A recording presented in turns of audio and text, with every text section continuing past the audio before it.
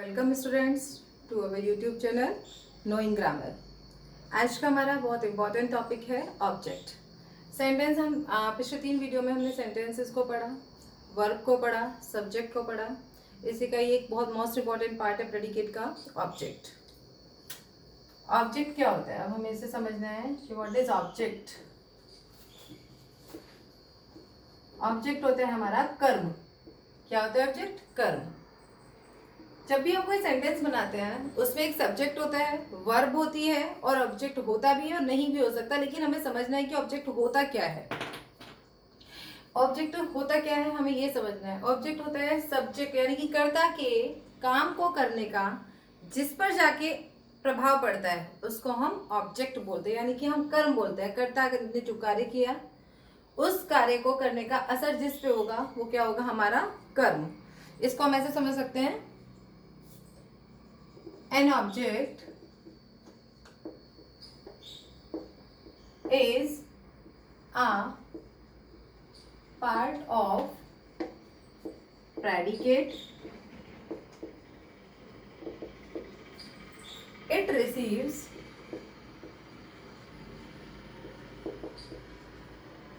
actions done by subject.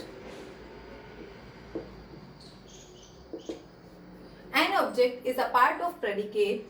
It receives action done by subject. Example: Riya reads a book. Full stop. रिया इसमें हमारा क्या है? Subject. हमने इससे पहले पढ़ा था कि जब सब्जेक्ट हम फाइंड कर रहे थे, सब्जेक्ट कैसे फाइंड किया था? हमने हु लगाया था। Who reads a book, Riya reads a book. Who के रिप्लाई में, यानी कि कौन या किसने के रिप्लाई में हमें मिलता था हमारा सब्जेक्ट। पढ़ना, अभी हमने रीड्स, अभी हमने उसके बाद जो सेकंड वीडियो थी उसमें हमने देखा था कि वर्ब क्या होते हैं, क्रिया क्या होते हैं। क्रिया होती है जिसके लास्ट में ना आता है, यानी कि रीड। रीड मीन्स पढ़ना। ये क्या हो गया? हमारा वर्ब। वर्ब है, ये हमारा सब्जेक्ट है, ये हमारा, वैसे तो ये इसमें A N O the articles है, लेकिन इसमें आ बुक, ये पूरा मिला के हमारा क्या है? ऑब्जेक्ट। यानी कि रिया ने क्या पढ़ी? रिया के रे कार्य किया। रिया हमारा सब्जेक्ट है, उसने क्या कार्य किया? बुक को पढ़ने का। यानी कि किस पे इफेक्ट पड़ा? बुक पे जाके असर पड़ा। रिया ने क्या पढ़ा? रिया ने बुक पढ़ी। अभी हमने यही देखा था कि कर्ता के कार्य करने का जिस पर इफेक्ट पड़ता है वो हमारा क्या होता है? ऑब्जेक्ट होता है।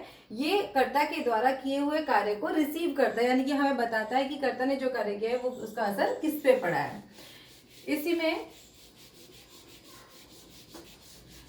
अब ये है कि सेंटेंस में हम ऑब्जेक्ट फाइंड कैसे करेंगे। Find the object. ऑब्जेक्ट हमारे 2 तरीके के होते हैं। ऑब्जेक्ट हमारे 2 तरीके के होते हैं। एक होता है हमारा डायरेक्ट ऑब्जेक्ट और एक हमारा होता है indirect object. Direct and indirect. Direct object क्या होता है? जब हम सेंटेंस में व्हाट लगाते हैं, व्हाट, ओके, व्हाट मीन्स क्या। जब हम सेंटेंस में क्या लगाते हैं तो जो उसका जो उत्तर हमारे पास आता है, उसका जो आंसर हमें मिलता है वो होता है हमारा डायरेक्ट ऑब्जेक्ट। ये ज्यादातर, यानी कि हम देख सकते हैं 99% ये होता है नॉन लिविंग थिंग्स। यानी कि डायरेक्ट ऑब्जेक्ट जो हमारा होता है ये 99% नॉन लिविंग थिंग होता है। ओके, अब आ जाइए इनडायरेक्ट ऑब्जेक्ट पे। जब हम वाक्य में, सेंटेंस में टू whom या फॉर whom लगाते हैं तो हमारा क्या हमें मिल जाता है? Indirect object. और ये हमारा 99% ये हमारा लिविंग थिंग होता है। लिविंग थिंग होता है, यानी कि सजीव होता है ये। इससे हम अभी तक हमने ये समझा कि डायरेक्ट ऑब्जेक्ट हमें व्हाट लगा के मिलता है। व्हाट मीन्स क्या। क्या के जवाब में हमें डायरेक्ट ऑब्जेक्ट मिलता है। और टू whom, फॉर whom, इसके जवाब में हमें इनडायरेक्ट ऑब्जेक्ट मिलता है। जैसे हम इसका एक देखेंगे example. I received a book I received a book. इसमें अगर हम लगाते हैं what did I receive, what did I receive, हमने व्हाट लगाया तो उसका आंसर हमें मिला अ बुक। मैंने क्या रिसीव किया, मैंने बुक रिसीव की, यानी कि ये हमारा है इनडायरेक्ट ऑब्जेक्ट, क्योंकि बुक क्या है इसमें, नॉन लिविंग थिंग है। क्या रिसीव किया मैंने, बुक रिसीव की। ओके, ये नॉन लिविंग थिंग है। और यदि हम इसको इस तरीके से लगाएं, I received a book for you, ठीक है। आई रिसीव्ड अ बुक, यहां तक दोनों सेम है, बाद में आया फॉर यू, ठीक है। इसका अगर हम पूछा जाए कि for home did I receive a book, मैंने किसके लिए बुक रिसीव की, मैंने तुम्हारे लिए बुक रिसीव की। इसमें हम दो चीजें समझेंगे, इसमें हमारे डायरेक्ट और इनडायरेक्ट दोनों ऑब्जेक्ट आ गए हैं। क्या रिसीव की, बुक रिसीव की, किसके लिए रिसीव की, फॉर यू, तुम्हारे लिए रिसीव की। तो ये हमारा डायरेक्ट रिसीव है और डायरेक्ट ऑब्जेक्ट है, और ये हमारा इनडायरेक्ट ऑब्जेक्ट है। ओके, इसको हमने इतना समझा अभी तक कि नॉन लिविंग थिंग को यदि क्या लगाते हैं तो उसके जवाब में जो हमें आता है वो हमारा डायरेक्ट ऑब्जेक्ट होता है, और यदि हम टू होम या फोर होम लगाते हैं उसके जवाब में जो हमारा आंसर हमें मिलता है वो हमारा इनडायरेक्ट ऑब्जेक्ट होता है। डायरेक्ट ऑब्जेक्ट यानी कि जो व्हाट के जवाब में हमें मिलता है ये 99% हमारा नॉन लिविंग थिंग होता है, और जो इनडायरेक्ट ऑब्जेक्ट यानी कि फोर होम या टू होम के जवाब में मिलता है ये हमारा 99% लिविंग थिंग होता है। अभी तक हमारी इतना स्थिति क्लियर हो गई है। अब हम आगे इसमें एक चीज देखते हैं, इसमें दो पॉइंट जो कि मोस्ट इंपॉर्टेंट है कि इनडायरेक्ट ऑब्जेक्ट के लिए, इनडायरेक्ट ऑब्जेक्ट के लिए सेंटेंस में डायरेक्ट ऑब्जेक्ट का होना जरूरी है, का होना जरूरी है।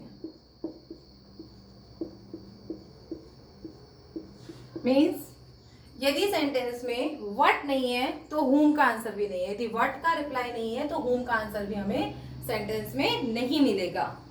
और यदि कोई एक ही ऑब्जेक्ट दिया हुआ है, यदि सेंटेंस में एक ही ऑब्जेक्ट है तो वो 100% हमारा डायरेक्ट ऑब्जेक्ट ही होता है, क्योंकि इनडायरेक्ट ऑब्जेक्ट के लिए तो डायरेक्ट ऑब्जेक्ट का होना जरूरी है। यदि एक ही ऑब्जेक्ट है तो वो हमारा डायरेक्ट ऑब्जेक्ट होगा, यानी कि नॉन लिविंग थिंग होगी, यानी कि व्हाट का रिप्लाई होगा। ओके, सेंटेंस देखते हैं। मनु wrote a letter,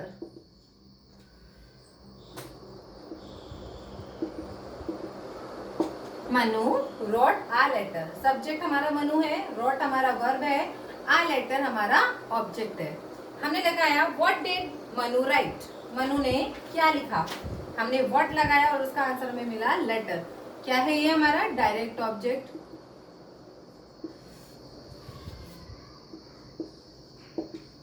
ये हमारा डायरेक्ट ऑब्जेक्ट है और ये नॉन लिविंग थिंग है।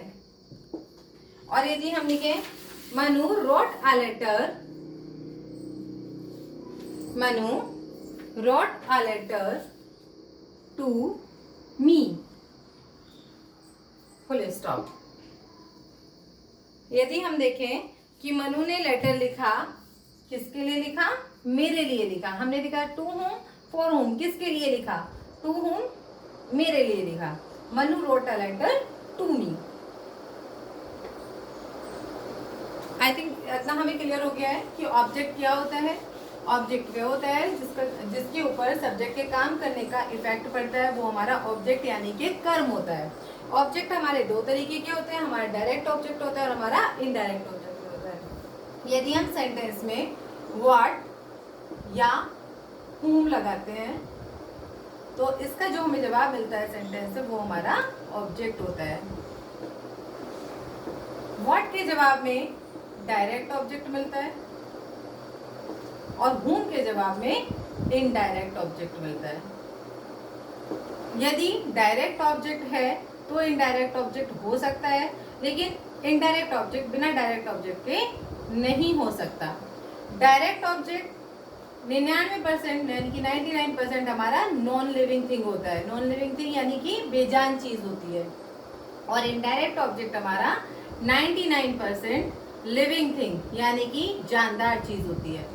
ओके, तो आप इसकी प्रैक्टिस करिए, सेंटेंसेस आप इसमें से ग्रामर में से लैंग्वेज में से जहाँ से भी सेंटेंस अवेलेबल होते हैं उनकी प्रैक्टिस करिए, और कोई भी कंफ्यूजन है तो आप प्लीज़ अपने कमेंट में हमें डालिए, उसके फिर आपको समाधान मिलेगा। Thank you and keep watching.